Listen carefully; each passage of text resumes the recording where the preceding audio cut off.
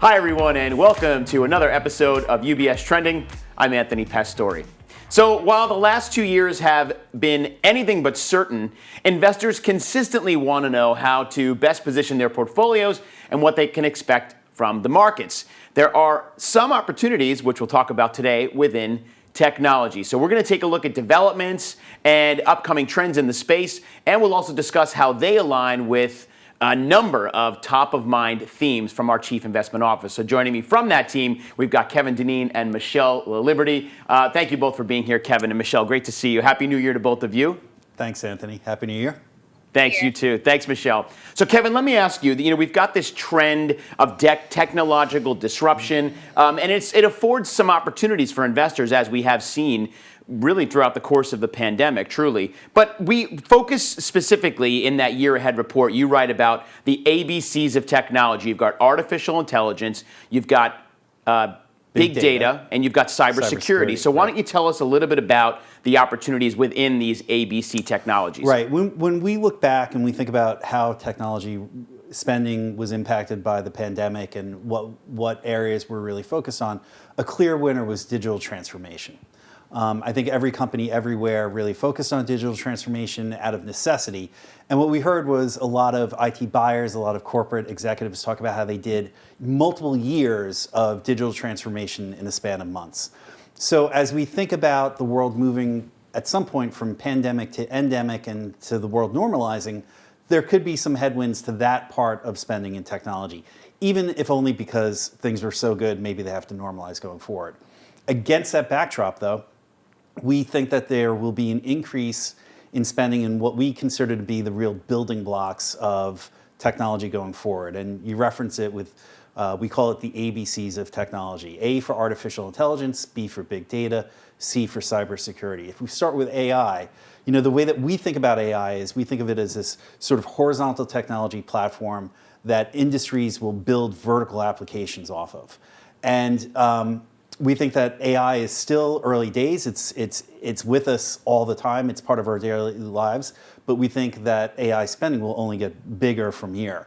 When we think about AI, we think also about big data, because data is sort of the oil for the engine of AI. You can't really have artificial intelligence without a lot of data. Yeah, they work together. Right. And when we think about big data, we're not just talking about lots of volume of data. We think about I call it the 3 V's of data. Velocity, variability, and volume. And velocity comes in at high speed. Volume, there's lots of it. Variability is really the key. Variability means no two pieces of data may look the same.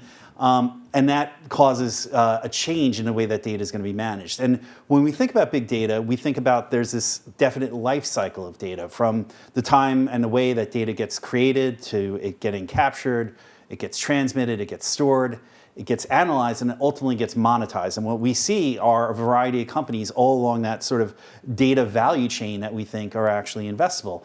And of course, I think that a lot of people will tell you that data is the new oil. It's the most important asset a corporation has. And of course, with any asset, you have to protect it. And that leads us to C for cybersecurity. And I think everybody sort of lives in a world of understanding the threats of cybersecurity. I think somewhat less appreciated is how the nature of cybersecurity attacks have changed. It's gone from kids that were hacking as kind of a joke to political hacktivists to terrorists to economic hackers, corporate hacking. And we think there's a real strong backdrop for cybersecurity spending. So we think about the ABCs and we think that there's this clear thematic trend that support it. And then when we think about what's the financial impact, we look at the revenue streams that are associated with the ABCs of technology. And we think these are revenue streams that can grow easily into the double digits over the next couple of years. And that's pretty significant. That's right. And you expect cybersecurity itself to grow 10% between 2020 to 2025 in a 5-year period. Right. As a defensive name. Right. And I think, that could be conservative. And I think that because if we look at cybersecurity budgets or cybersecurity spending as a percentage of overall technology budgets, it's still pretty low. It's still only 8-9%. So within a growing pool of technology spending, we think cybersecurity can grab share of wallet, so to speak. So we think the backdrop here is really positive for AI, for cybersecurity, for big data. Double-digit revenue growth, probably mid-teens earnings per share growth, and we think that's pretty attractive. Right, and the report also talks about, Kevin, how investors should maybe look beyond these mega caps to gain exposure to some technological innovation. So maybe you can give us a little bit more about how we can look at investing in what you might call the next big thing. Right. So to be clear, we're not negative on the mega cap names, right? We just think that there might be other opportunities that offer better upside. But to put some... Because the mega caps have done extremely well over the last year and a half, 2 years. Shockingly well. And let's look at, in 2021, the S&P was up about 29%, a little bit less. The five of the largest technology companies, rather, contributed almost 9 percentage points of that 29% gain, right? So 5 companies had an outsized influence on what happened to an index composed of 500 names, companies. Right? So we think that we're not saying that we're negative on those names. We think that you should start looking at some other opportunities. And specifically, we think about small and mid-cap technology, and we think about private equity. So in small and mid-cap technology, we think you can get more sort of pure play exposure to some of these ABCs that we're focused on.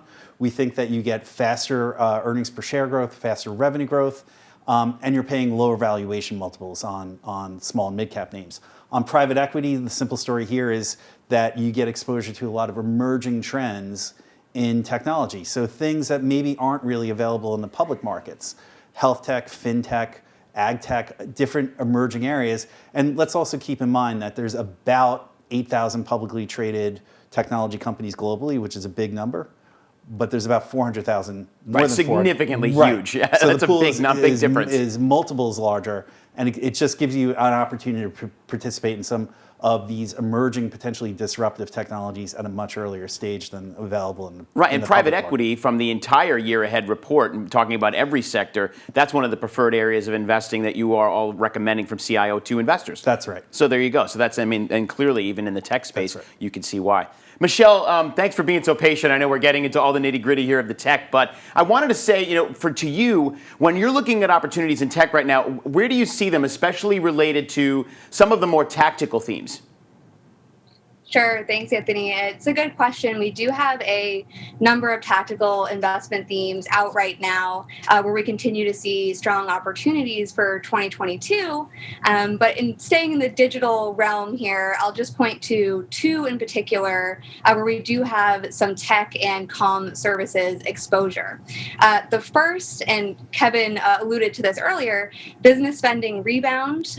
Coming out of the pandemic slowdown, we have seen CapEx expectations rebound from those pandemic lows. And when it comes to tech and comm services, we do expect digital advertising to continue growing, and we also expect healthy IT spending.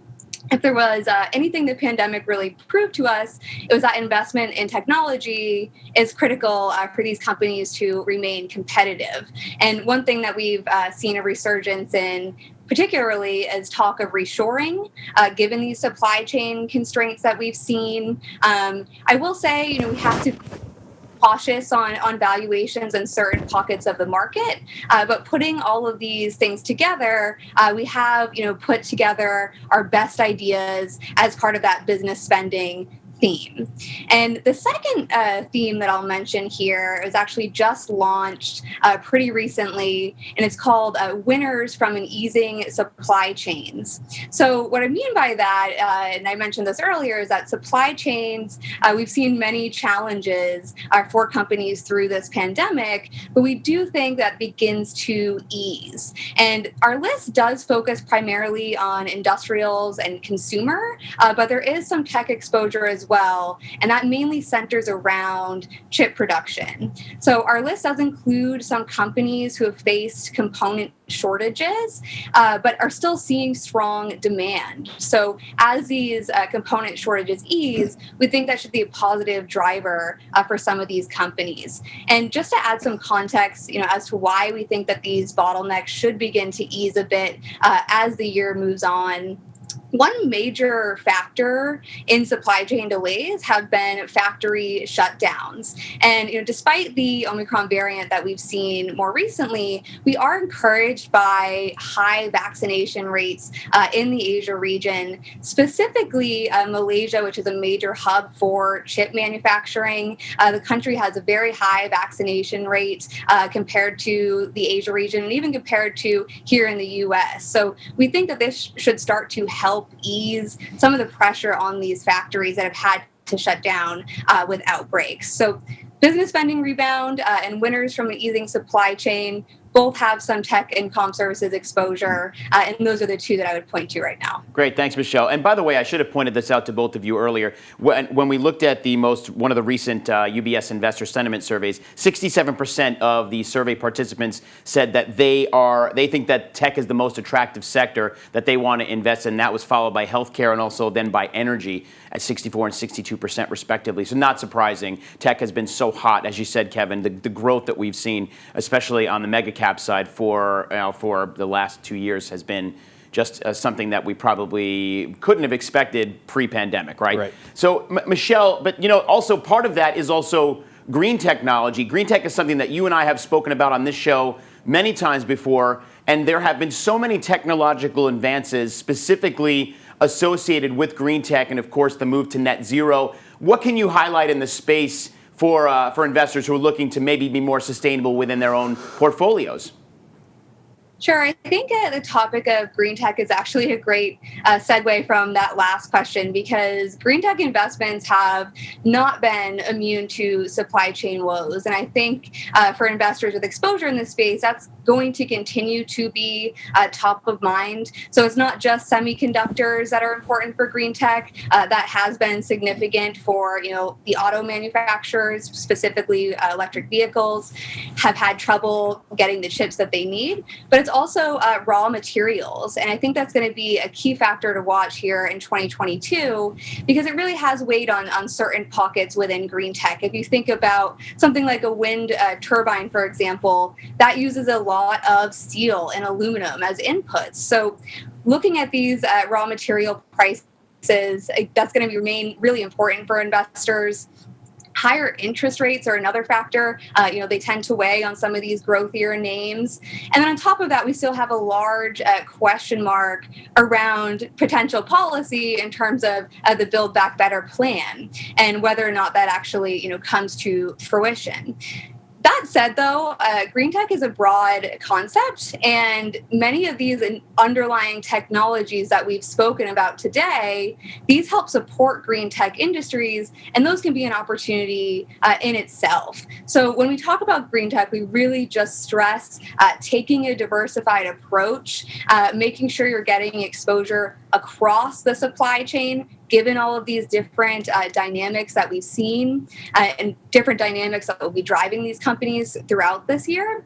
So we recommend looking beyond some of the potentially more obvious pockets of green tech. Again, look underneath the hood, if you will, gain exposure to the components makers, your energy efficiency players, in addition to some of the more pure play companies like clean power providers, for example.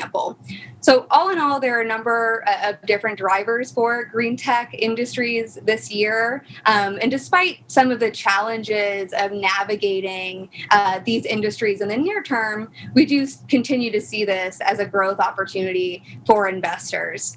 Right. Thanks, Michelle. Yeah, and we've seen this acceleration of net zero pledges from countries all over the world, and it has gone up exponentially since 2019. So you can see the opportunities are really out there for anyone who wants to invest within the net zero space. So Michelle, thanks for filling us in on that. And Kevin, always a pleasure to see you. Thank you guys both so much for joining. Good to see you. Thanks, Anthony.